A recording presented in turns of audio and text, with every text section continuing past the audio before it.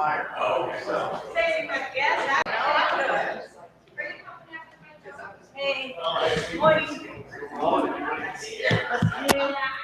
old thing. I know that our Buckeyes on the straight down defense. Oh, there you go.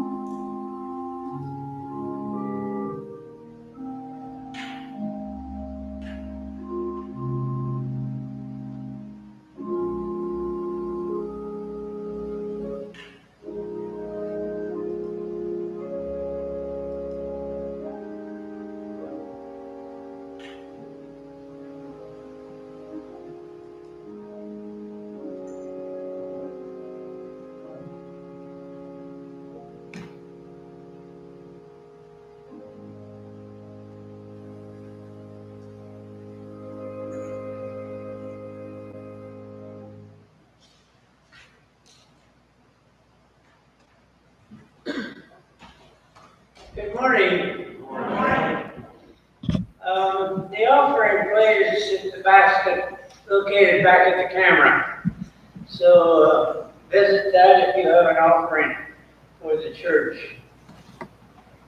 The trustees will meet by Zoom and at the church on Tuesday at 5:30. So please keep that in mind if you're a trustee. Adult Bible studies at 9 a.m. on each Sunday morning in the gym and also by Zoom. On October 3rd, the first Sunday of October, we're going to have a little bit of change. We're going to have a singing group here, and they are going to join us for the worship service. But we're also having, as usual, communion on that Sunday. But on this particular Sunday, it will be by real bread that you'll be handed and real juice.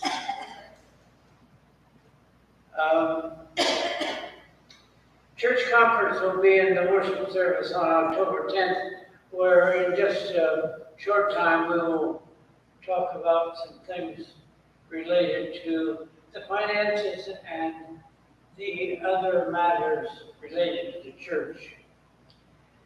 I had a nice talk yesterday with Barbara Harrow. She was a fixture around here for a long time and still is in our minds and hearts. And she longed for the day that she could come back and worship with us, and thought when her family came back, she would prevail on them to bring her up to church on a Sunday morning, and said she was really anxious to see folks here again.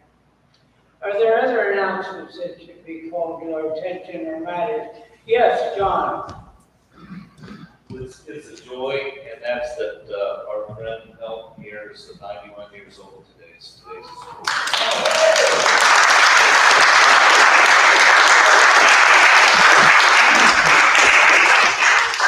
Did you say 81?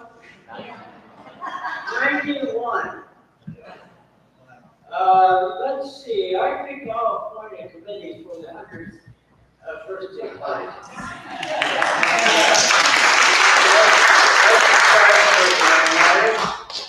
It's great to have you here worshiping with us. Any other announcements? Grayson? Yeah. Grayson? I shared with you a couple of weeks ago, our good friends Rex and Kay, who were vaccinated and got COVID because the chef at their restaurant had COVID. And Rex really needs our prayers. He's in ICU on the ventilator. His name is Rex. Thank you very much. Any other announcements? We have, yes. I lost a real good friend and neighbor this week, but I know where she is. She was a good Christian. All right, thank you very much. Now, will you stop right there on the back row? We have a visitor this morning. Yes. Hey, give us your name and how you happen to be here. Okay, I'm Sally Sullivan. I'm from Akron, Ohio, and I am here dog sitting for my daughter and son-in-law while they're in Maui. You have to ride in the deer. I did. And that's why I was walking around the neighborhood and I saw this beautiful church. Good message. Well, Thank you. it's great to have you.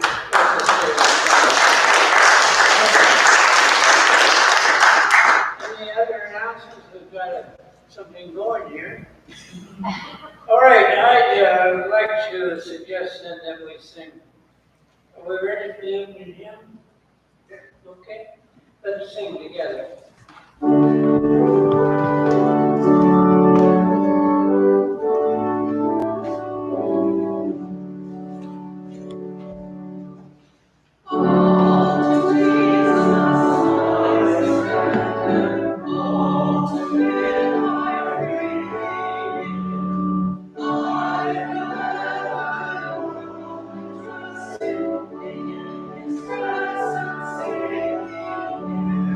you.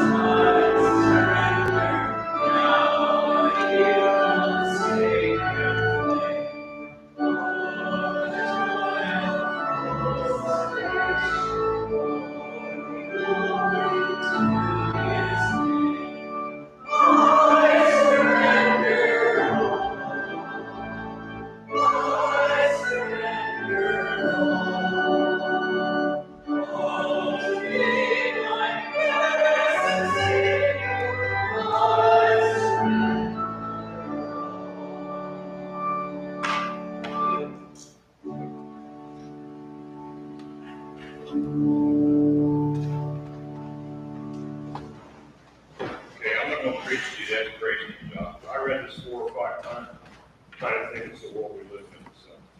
The scriptures are James chapter 3, verse 13, chapter 4, verse 3, 7, and 8a.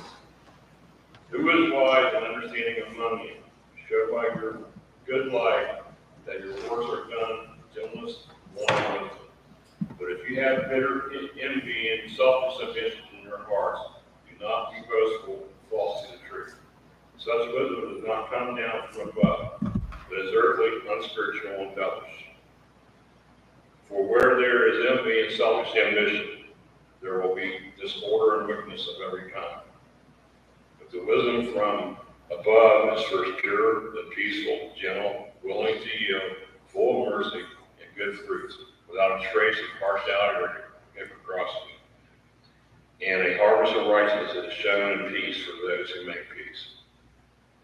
Those conflicts and disputes among you, where do you come from? They do not come from your cravings that are at war within you. You want something and do not have it. So you commit murder, and you commit something into cannot be obtained in it. So you engage in disputes and conflicts. You do not have because you do not ask. You ask and you do not receive. Because you ask wrongly in order to spend what you get with your pleasures. Submit yourself, therefore, to God. Resist the devil, and he will flee from you. Draw near to God, and he will draw near to you. This is the word of God for the people of God. Thank you. Thanks to God.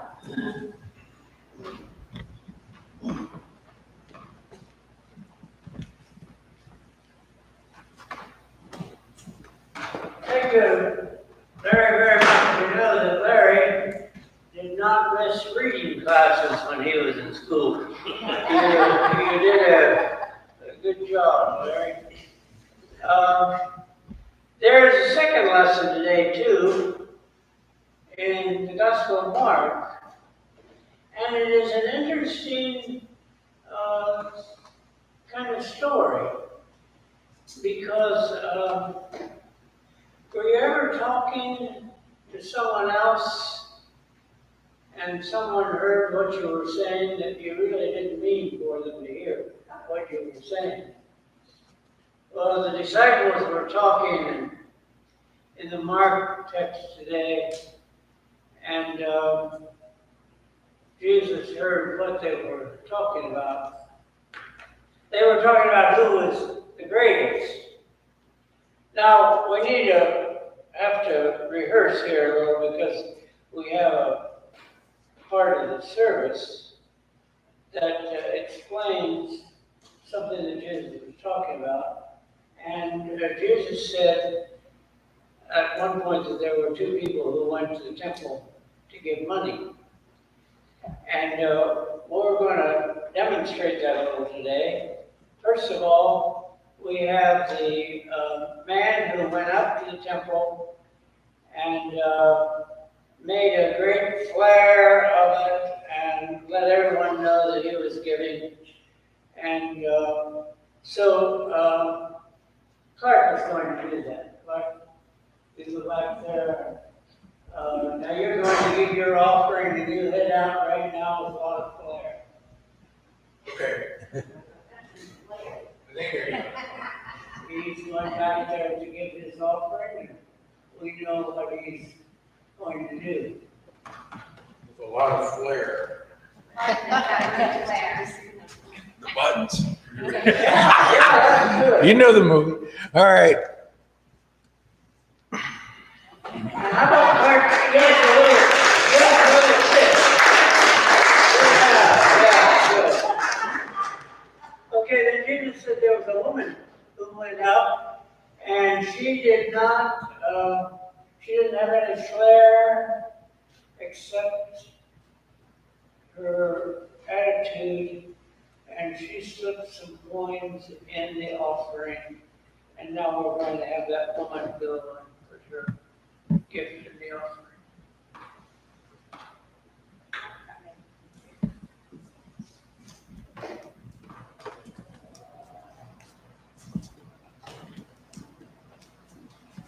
Okay.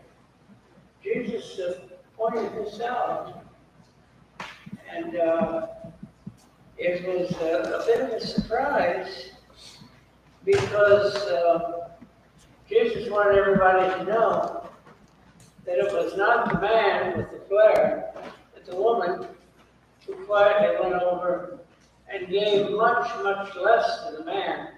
But Jesus said she gave the most because she gave all that she had.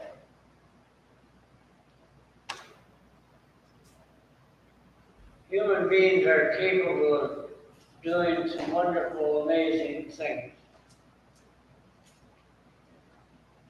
Like delicate brain surgery.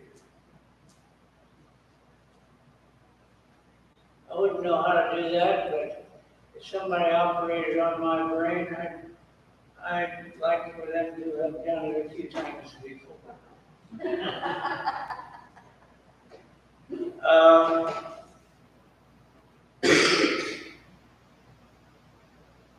Life can be brought to those who are almost dead. A broken leg can be set, as Laura has experienced.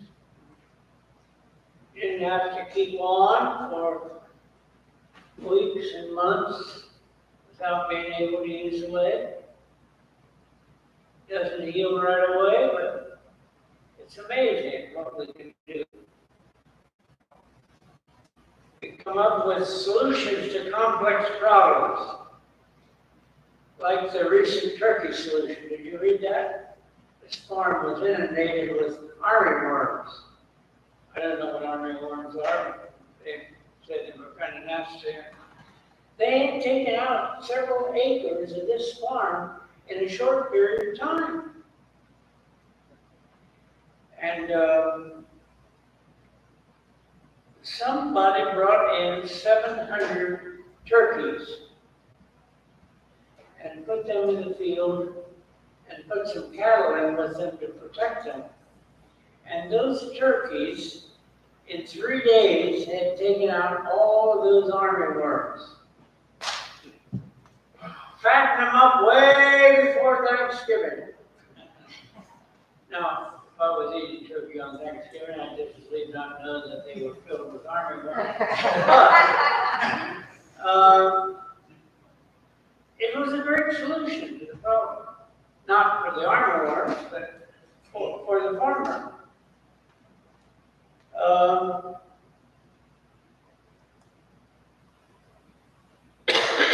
Several of us are working on a project in West Liberty. I mentioned this to you before, but the town hall was built in 1860.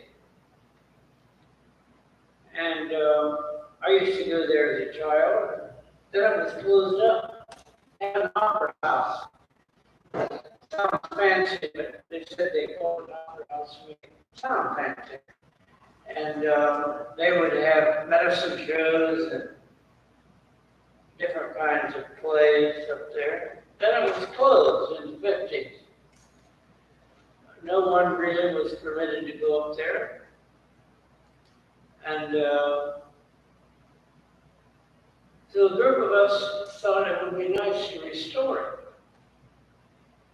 And when it came to the painting of the Opera House, some people over in Indiana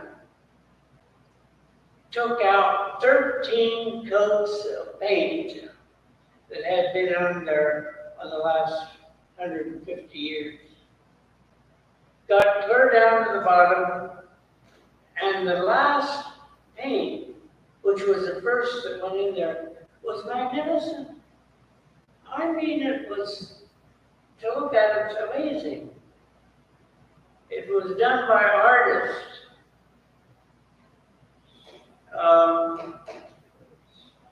There's something about human beings that we can do all kinds of wonderful things. There's some other things about human beings. We know how to fuss and complain. This may surprise you, but I have heard people in our church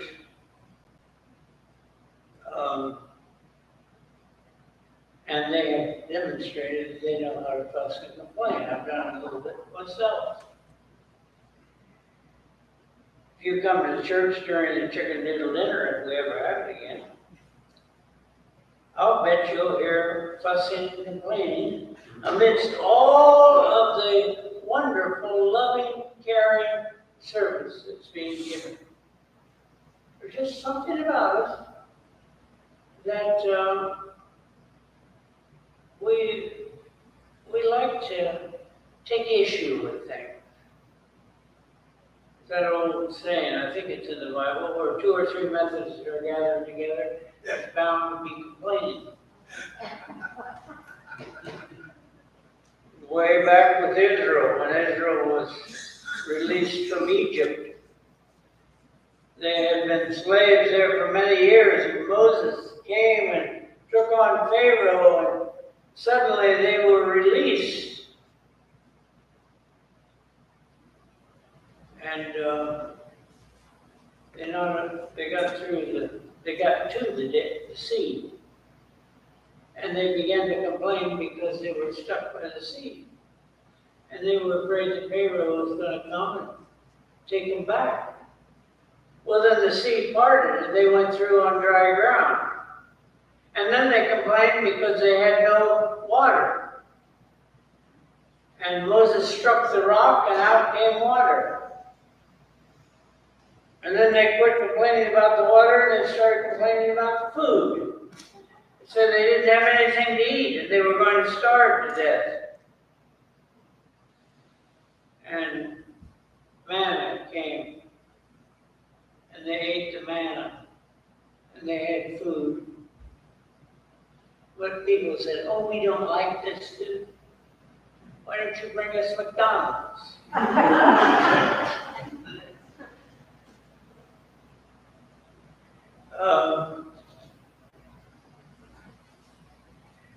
These disciples were going along and they were talking about who was the greatest.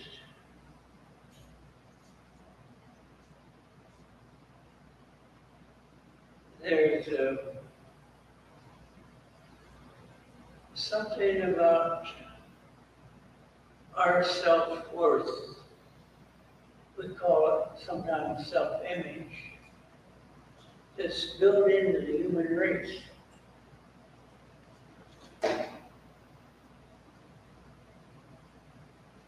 What do you feel about yourself? When you look in the mirror and no one else is around, what are the kinds of thoughts you have about yourself? Those who study the mind call it self-esteem. If you don't have any self-esteem, it's hard to make it in life. So, these disciples, I don't think we should be too hard on them for talking about who is the greatest, because that indicates that they do have self-esteem. But it was kind of misdirected in their midst.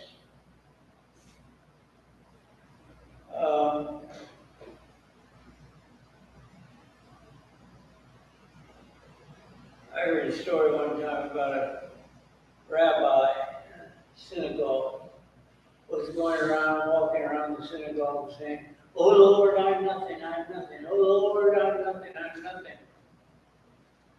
And so the custodian watched him one day and heard him and he thought, hey, that sounds very good. So the custodian began to walk around the synagogue and say, "Oh Lord, I'm nothing, I'm nothing." And the rabbi said to the organist, who happened to be practicing, "Look over there, who's claiming to be nothing?" We are nothing. And when we sometimes come to that place in life where we feel somewhat worthless, we're on a little dangerous ground. We are not worthless. God has made us, breathed into us the breath of life and placed us in this world. So they were walking along, talking about which was the greatest. Now, some of them had left their fishing nets to follow Jesus. We are told that. I don't think they just left them. I think probably they sold them or let somebody borrow them and they charged some rent for them, or somehow they had to take care of their fishing nets.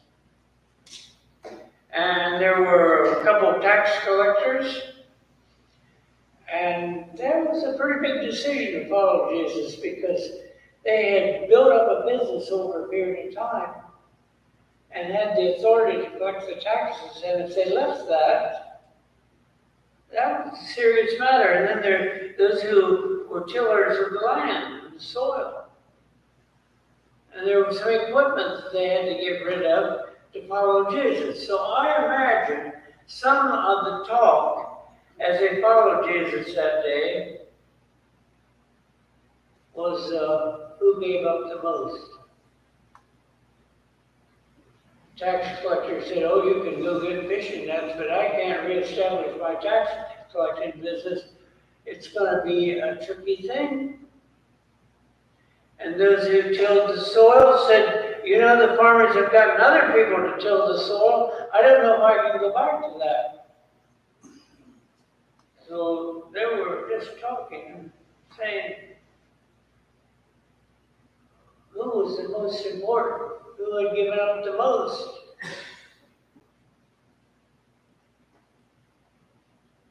But they thought they were just talking among themselves, but Jesus had heard them talking.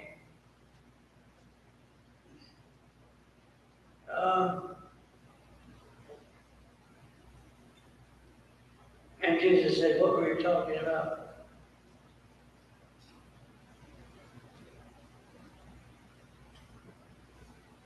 Let me pause for a moment and see if we had a discussion among ourselves, and the topic, we wouldn't have a choice for the topic. The topic would be, who among us is the greatest? Now, a lot of us would feel self-conscious about that.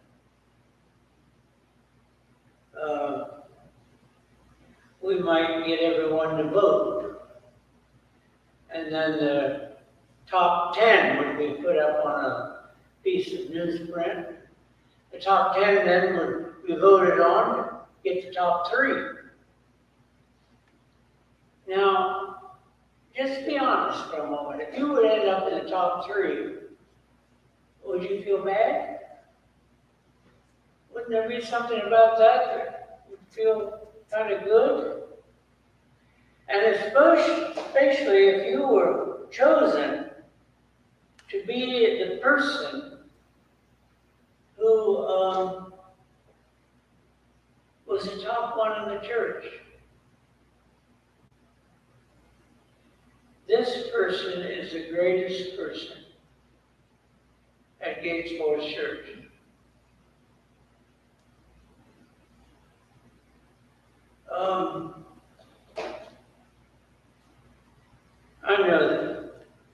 I know you well enough. I've been around here quite a while, and I know that most of you, if not all of you, are pretty modest people.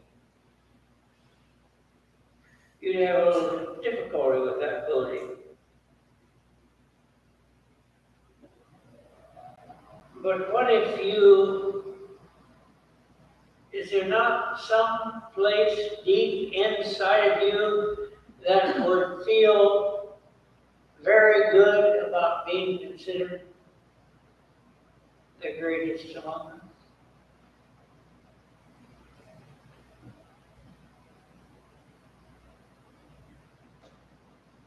So how do we get in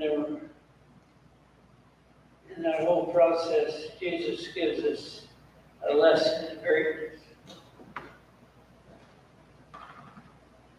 Jesus indicated to the disciples, because he had a teaching moment, because they were talking about which of them were the greatest. And Jesus indicated that service to the least is what makes a person great.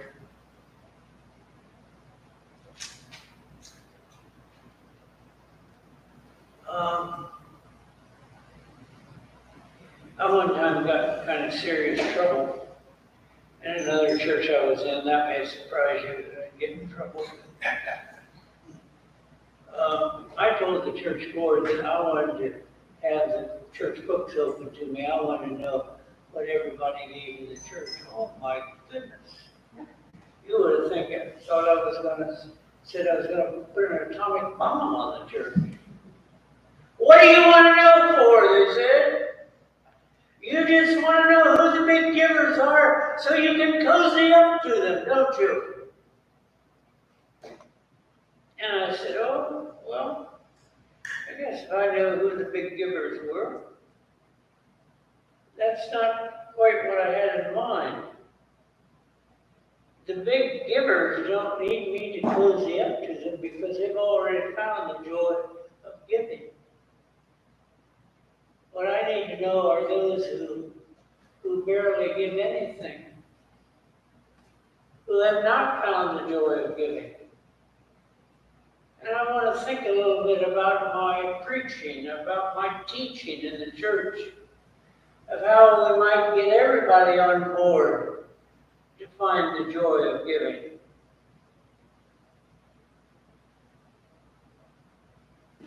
I said I'm not really looking for people to cozy up to. And again, the big givers don't need cozying up to. The big givers have learned that joy of giving.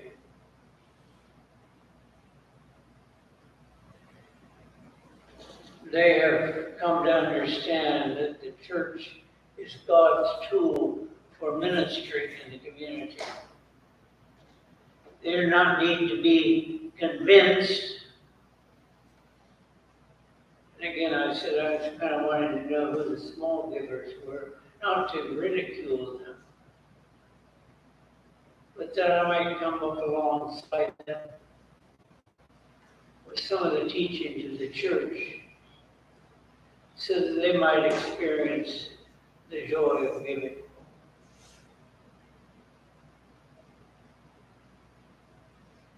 And so there was a place that Jesus was seated among the people. And as he did many times, he had a good illustration. He said there was this one who went to the offering plate. Yes, I'm ready for you.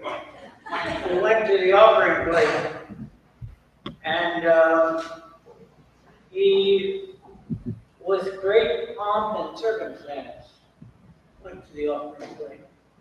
Are you watching? Yeah, I like the way you get into it. There's something wrong with me, but that's okay. All the people Jesus was talking to, he had a look at that person and said, look at him. He's put his money in the plate, he's emptying out his pockets, he's giving it all, and then he thrusts his fist in the air saying, oh, yes, yes. Jesus said, look at him.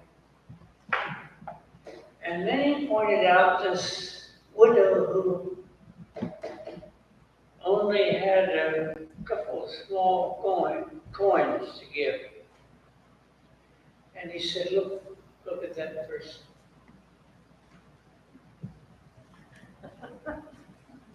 She went up and hid her face, didn't let people know. Now this is something about God's economy that you need to know. God's economy is not the economy that we use in our society. Jesus said, that woman who gave the 2 small coins gave more than the one who came with all the pomp and circumstances and gave 30 times as much. And Jesus wanted them to understand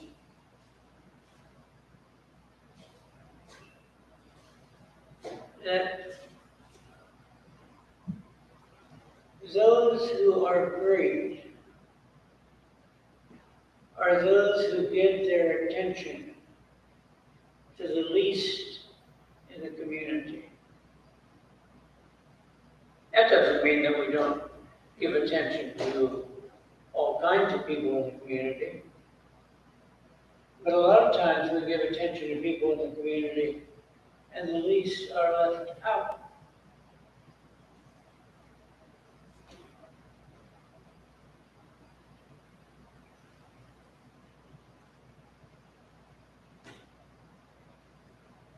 I think this church has done a good job. Oh, we have ways to do it. But we have not said to people we're having a breakfast once a month, and those who, are, let's invite those who can give to the church. We invite those who have no homes. We invite those who maybe have no families.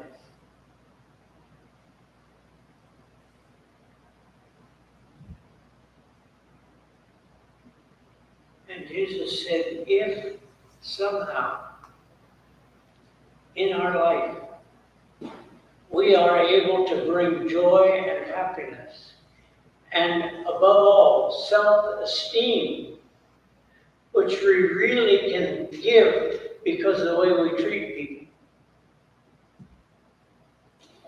then Jesus said, that's how you attain greatness.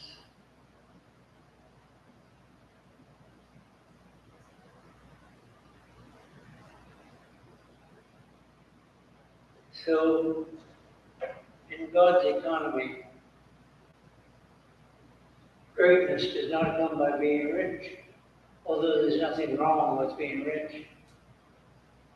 It's what we do with what we have. It's how we treat the poor.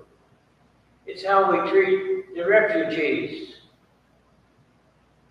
And we're going to have some chances on that. I see they're looking for some help with resettling Afghan refugees. Might be asking us for some furniture or some helping families to get started. And it may be easy for us to say, well, I really wasn't in favor of the war, and oh, I don't think the way the war ended was right, I would have done it differently. What Jesus is saying to us, here are people without a home. And they need to know something of community. And here you are able to give them community. So why don't you do it? Greatness, again, does not come by being rich, but how we treat the poor, the refugees, the outsiders.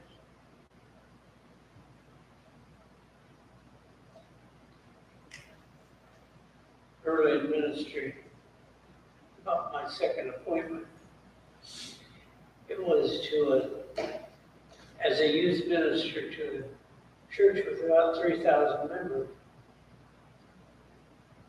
Now, they didn't have 3,000 on Sunday morning. They might have had 400, 500, 600. But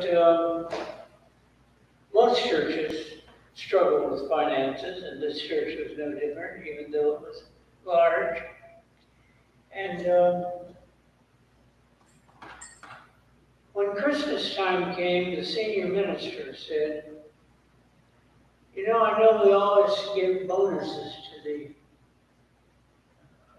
employees, to the staff at the church. He said the church has fallen on some hard times. Well, I paid attention to that because my salary wasn't very much and my family was growing. That $100 that we would get at Christmas was really something.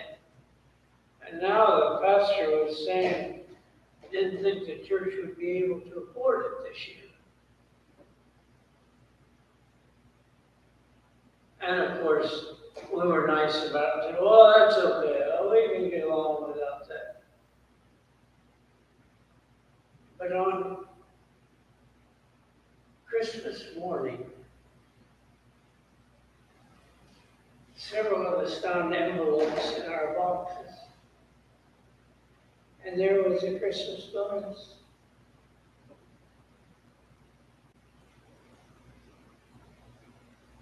And we went to the senior minister and said, I thought we weren't going to get a Christmas bonus. And he said, you didn't. I don't know where that came from. And sometime later we found out that it came from the church custodian, Betty Biscay, a wonderful woman.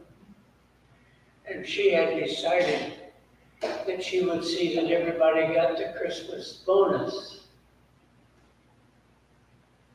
even though some of us were more well off than she.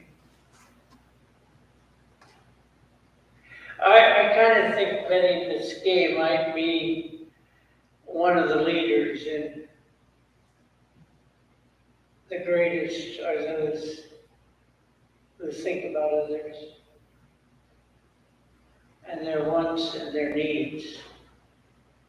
So, we have another week before us.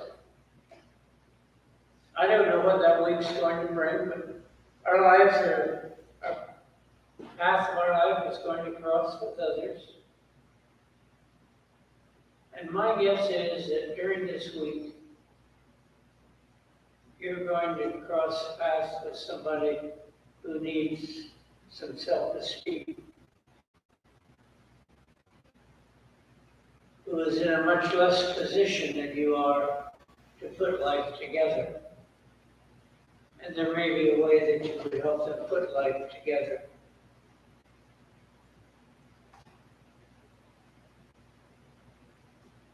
The surprising thing is, Jesus says,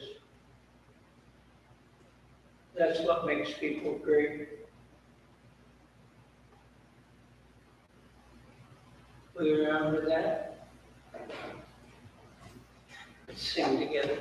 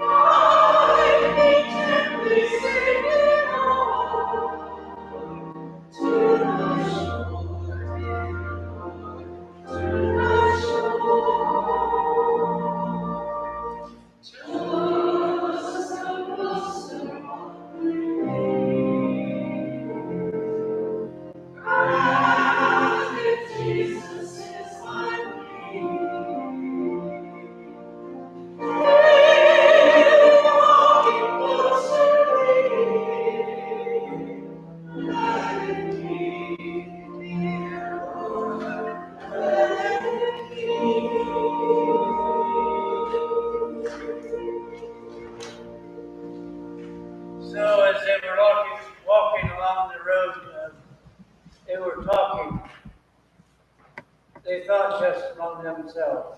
And they were talking about who was the greatest. And you know something? Jesus told them, don't forget that. And may God be with you in this day and every day to come, as you seek to be followers of Christ. Amen.